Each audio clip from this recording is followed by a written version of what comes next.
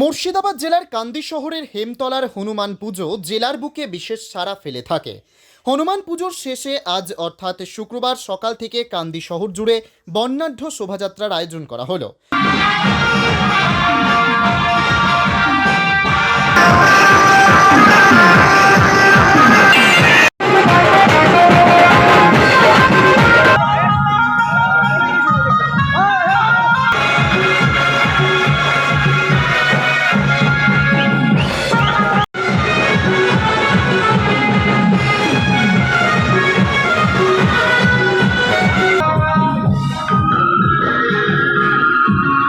নানান বাদ্যযন্ত্র সহকারে কান্দি শহর জুড়ে শোভাযাত্রায় অংশ নিয়েছিল সনাতন ধর্মাবলম্বী মানুষেরা।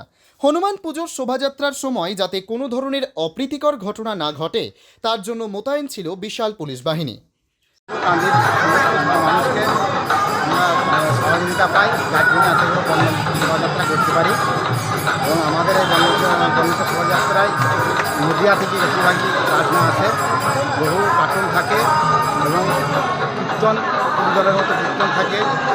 জাতি ধর্ম নির্বিশেষে আমাদের এই অনুষ্ঠানটাতে র্যালিতে সবাই অংশগ্রহণ করে, হিন্দু মুসলিম সবাই। এরপরে কী কী আপনাদের বিশেষ বাজনা থাকছে, আমাদের নদিয়ার ভাষা থাকছে, ক্লাব ব্যান্ড থাকছে, ভাংরা আছে, কার্টুন আছে, নদিয়ার কীর্তন আছে, নদিয়ার কীর্তন আছে, তারপরে আমাদের এখানকার কীর্তন আছে। মুর্শিদাবাদ থেকে রাজকুমার দত্তের রিপোর্ট, পিবি নিউজ।